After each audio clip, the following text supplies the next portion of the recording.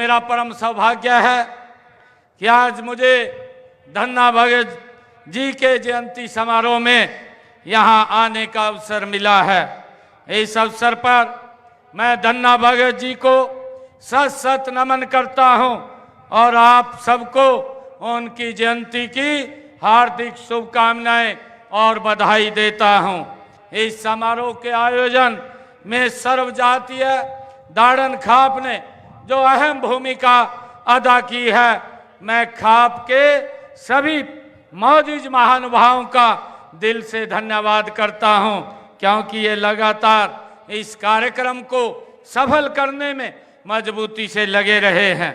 आज हम सब के लिए ये गौरव का दिन है कि हमारे लिए ये पावन अवसर भी है कि यह दिन हमें श्री धन्ना भगत जी के जीवन और उनकी भक्ति, उनके आदर्शों और उनके अमर संदेशों की याद दिलाता है। यह दिन हमें उस सादगी और विश्वास और प्रेम की याद दिलाता है जिसके बल पर एक साधारण किसान ने न केवल ईश्वर को अपने हृदय में बसा लिया, बल्कि पूरी मानवता को सत्य समानता का मार्ग भी दिखाया है। मुझे खुशी है कि हमारे देश में अनेक संत महात्माओं, ऋषि मुनियों और गुरुओं ने भूली भटकी मानवता को जीवन का सही मार्ग दिखाया है। मेरे लिए बड़ी खुशी की बात है कि ऐसे महान विभूतियों की शिक्षाएं पूरे मानव समाज की धरोहर हैं।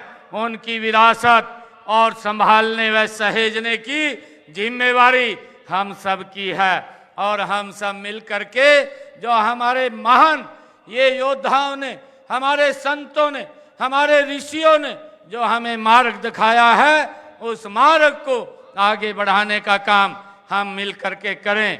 हम संत महापुरुष विचार समान एवं प्रसार योजना के तहत संतों व महापुरुषों के संदेशों को जन जन तक पहुंचाने का काम ये हमारी सरकार कर रही है। मुझे खुशी है कि हम भगवान परशुराम जी, ज्योतिबा फूले जी, संत कबीरदास जी, महर्षि वाल्मीकि जी, महर्षि कश्यप जी, गुरु रविदास जी और डॉक्टर भीमराव अंबेडकर जी जैसे अनेक संत महापुरुषों की जयंतियों को राज्य स्तर के ऊपर मनाने का आज हमें अवसर मिल रहा है। उसी कड़ी में मैं आज का ये जयंती समारोह आयोजित किया जा रहा है। मैं श्री धन्ना भगत जी उन महान संतों के में अग्रणी थे जिन्होंने अपनी शिक्षाओं के माध्यम से समाज में व्याप्त बुराइयों को दूर करने में महत्वपूर्ण भूमिका अदा की थी। मैं धन्ना भगत जी के आज इस जयंती समारोह के ऊपर उनको कोटि कोटि प्रणाम करता हूं, उनको नमन करता हूं। मित्रों, मुझे खुशी है कि धन्ना भगत जी का जन्म 1415 ईस्वी में राजस्थान के धुआं गांव में एक साधारण किसान परिवार में हुआ था, लेकिन उनकी शिक्षाएं आज भी प्रासंगिक है। उनका व्यक्तित्व पूर्णिमा के चंद्रमा की तरह शीतल और उज्जवल था। श्री धन्ना भगत जी विख्यात संत की रामानंदाचार्य जी के शिष्य थे। संत रामानंदाचार्य जी ने उत्तर भारत में भक्ति आंदोलन का व्यापक प्रचार प्रसार किया था। उनकी प्रेरणा से ही धन्ना भगत जी ने भक्ति आंदोलन का इतना प्रचार, इतना प्रसार किया कि उन्होंने राजस्थान में इस आंदोलन का प्रेरणता कहा जाता है। श्री धन्ना भगत जी का जीवन सामाजिक समरसता का जीवंत उदाहरण हमें देखने को मिलता है। उनकी भक्ति ने लोगों को यह सिखाया कि ईश्वर के सामने सभी समान हैं, चाहे कोई राजा है, चाहे कोई रंक है, धनी है या निर्धन है, भगवान के लिए सभी एक समान हैं। उन्होंने कभी भी जाति, धर्म और या वर्ग के आधार पर भेदभाव नहीं किया है। उनकी भक्ति सभी के लिए थी और यही कारण है कि आज हर वर्ग और समुदाय के लोग उन्हें श्रद्धा के साथ याद करते हैं। उनकी शिक्षाएं हमेशा यही सिखाती हैं कि सच्चा सुख केवल परमात्मा की शरण में ही मिलता है। उनकी एक प्रसिद्ध रचना हमें याद आती है। धन्ना भगत जी ने अपनी वाणी के अंदर जब वो बोलते थे कहते थे, गोपाला गोपाल तेरा आरता। ये धन्ना भगत जी की ये वाणी है, गोपाल तेरा आरता, जो जन तुमरी भक्ति करते तिनके काज संवारता। धन्ना भगत जी ने अपनी वाणी के माध्यम से समाज को एक दिशा और समाज में फैली हुई कुरीतियों को समाप्त करने का काम उन्होंने अपने समय के अंदर किया है। मुझे खुशी है कि आज के दौर में जब हमारा समाज कई तरह की सामाजिक और आर्थिक चुनौतियों का सामना कर रहा है, तो श्री धन्ना भगत जी का यह संदेश और भी महत्वपूर्ण हो जाता है कि धन्ना भगत जी ने हमें यह सिखाया कि सच्चा धर्म वही है जो मनुष्य को मनुष्य के साथ जोड़ता है। मित्रों, मुझे खुशी है कि श्री धन्ना भगत जी ने स्वयं कोई ग्रंथ नहीं लिखा। उनके अनुयायियों ने उनके द्वारा रचित पदों को धन्ना जी की आरती शीर्षक में संकलित किया है। पंचम पातशाह श्री गुरु अर्जन देव जी ने भी धन्ना भगत जी के भक्ति भाव के बारे में श्री गुरु ग्रंथ साहिब में उल्लेख किया है कि वे सिद्ध महापुरुष थे। उनके 3 पदों को गुरु ग्रंथ साहिब में शामिल किया गया है। श्री धन्ना भगत जी के नाम से देश भर में अनेक संस्थाएं हैं जो नई पीढ़ी को उनकी भक्ति व शिक्षाओं को अपनाने के लिए लगातार प्रेरित वो करती रहती हैं। हमें गर्व है कि उनके नाम पर हरियाणा में धर्म क्षेत्र कुरुक्षेत्र में श्री धन्ना भगत पब्लिक स्कूल स्थापित है। हम श्री धन्ना भगत जी की शिक्षाओं के अनुरूप हरियाणा एक हरियाणवी एक के भाव से सबके कल्याण व उत्थान का कार्य कर रहे हैं। उनके दिखाए मार्ग पर चलते हुए हमारा प्रयास है कि समाज के हर वर्ग को समान अवसर और समान सम्मान प्राप्त हो। ये मान धन्ना भगत जी की ही ये एक मार्ग था, उनकी एक सोच थी जिसको हम आगे बढ़ाने का काम कर रहे हैं। मुझे ये भी खुशी है कि हमारी सरकार श्री धन्ना भगत जी के जीवन और उनके आदर्शों से प्रेरणा लेकर के कई योजनाएं और कार्यक्रम चला रही है। श्री धन्ना भगत जी एक किसान थे। वे जानते थे कि खेतों में मेहनत करने वाला व्यक्ति ही देश का आधार होता है। हमने अन्नदाता के कल्याण के लिए उनके ही दिखाए हुए मार्ग से हमारी सरकार ने उनका जो सोच थी, जो उनके विचार थे, उस विचार को हमारी सरकार ने लेकर के हमने अन्नदाता के कल्याण के लिए कई कदम उठाए हैं। हमने किसान हित में अभी विधानसभा के सत्र में जो नकली बीज व कीटनाशकों को पर रोक लगाने के लिए कानून हमने बनाया है। हमने अंग्रेजों के जमाने से जो हमारे किसानों के ऊपर अभियान लगता था, उस अभियान को भी जड़ से समाप्त किया है और 133 करोड़ रुपए का अभियान किसानों के ऊपर था, उसको भी समाप्त करने का काम वो हमारी सरकार ने किया है। हमने ये भी निर्णय किया है, जो धन्ना भगत जी ने हमें रास्ता दिखाया है, हमने हरियाणा में ये देश का पहला राज्य है, उनके मार्ग के ऊपर आगे बढ़ते हुए हमने हरियाणा के अंदर अपने किसानों की 24 फसलों को एमएसपी पर खरीदने का निर्णय भी हमारी सरकार ने लिया है। हमने किसानों को सीधा लाभ पहुंचाने के लिए ई खरीद पोर्टल के माध्यम से 10 फसलों के जो हमने पीछे खरीदी थी, उनके 12 लाख किसानों के खाते में एमएसपी के तौर पर सीधी खरीद का पैसा उनके खाते में 1,29,000 करोड़ रुपया सीधा खातों में पहुंचाने का काम किया है। हम सब देखते हैं कि धन्ना भगत जी महाराज, जिन्होंने एक समाज के अंदर समरसता और समाज को एक दिशा देने का काम किया।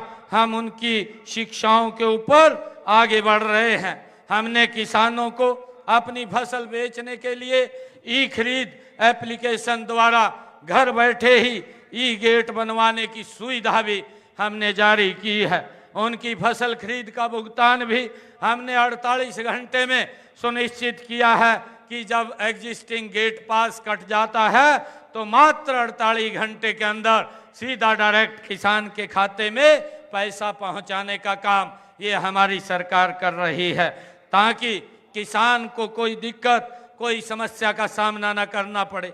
हमने ये भी निर्णय किया था पिछले दिनों, ये धन्ना भगत जी द्वारा दिखाए गए मार्ग के ऊपर हमारी सरकार आगे बढ़ती हुई किसानों को पिछले धान की फसल में जो बरसात कम हुई है और बरसात के कारण से हमारे किसानों की जो खर्चा ज़्यादा हुआ था, उस खर्चे को कम करने के लिए हमने ये निर्णय किया था कि किसान के खाते में प्रति एकड़ 2000 रुपये पहुंचाने का काम ये हमारी सरकार ने किया। मुझे खुशी है कि हमने हरियाणा प्रदेश के अंदर 1345 करोड़ रुपया किसान के डायरेक्ट खाते में ये पहुंचाने का काम हमने किया है। ऐसा हरियाणा के इतिहास में ये पहली बार हुआ है।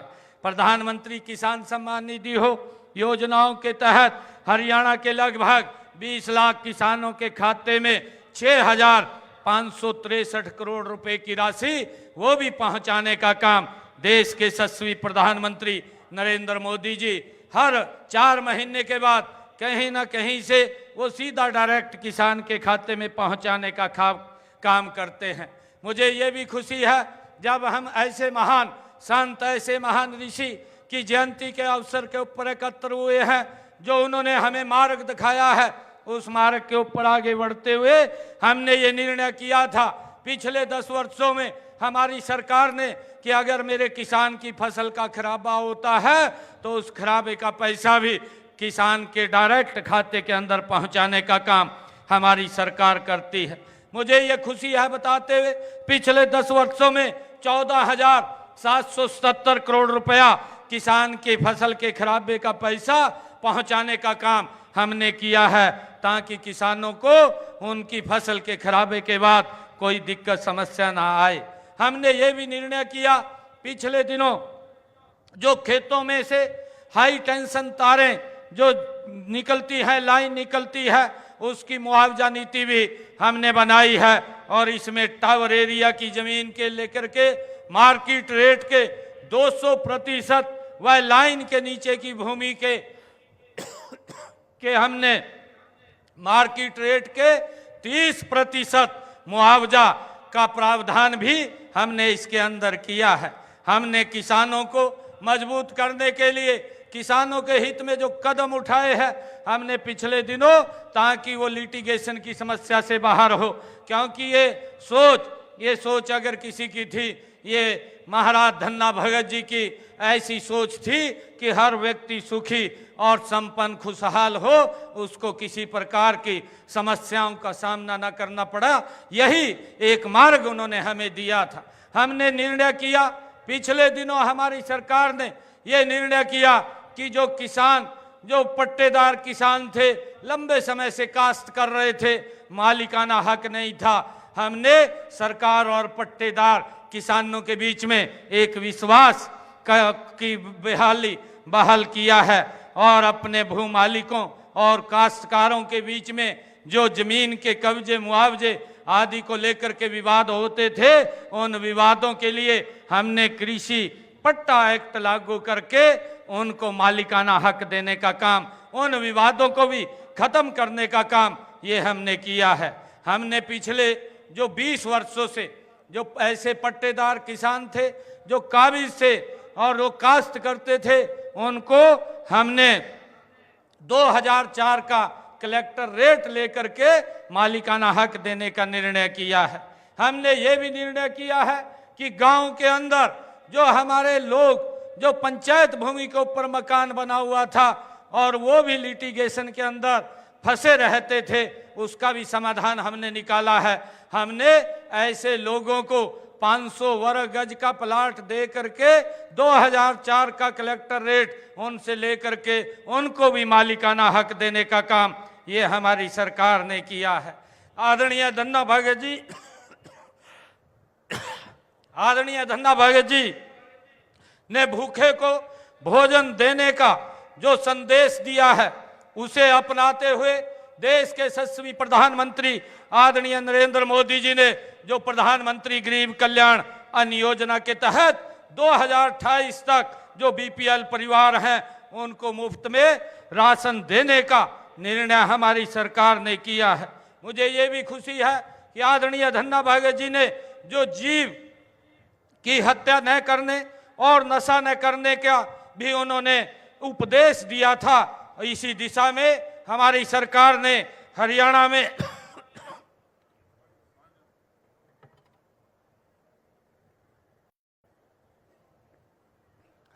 में जो गौवंश गौ संरक्षण और गौ संवर्धन विधेयक 2015 को लागू करने का काम ये हमारी सरकार ने किया है तथा नशा मुक्ति अभियान भी पूरे प्रदेश के अंदर चलाया जा रहा है।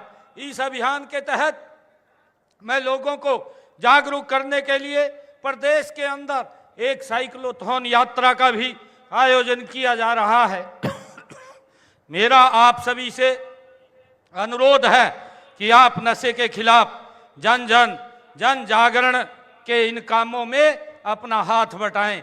मेरा आप लोगों से आग्रह है कि जो ये नशे के खिलाफ एक मुहिम चली है ये हमें धन्ना भगत जी से ही प्रेरणा मिली है कि नशे को हमने जड़ से समाप्त करना है और ये नशा जड़ से तब समाप्त हो सकता है जब इसके अंदर पूर्ण रूप से समाज इसमें आकर के अपनी भागीदारी आयोजित करेगा और जब आप लोग इसमें शामिल होंगे तो यह नशा पूर्ण रूप से समाप्त होगा। इसके लिए हमने जन जागरण अभियान चला रखा है और हमने कानूनी तौर के ऊपर भी इसके ऊपर सख्त कार्रवाई करने का निर्णय हमारी सरकार ने लिया है।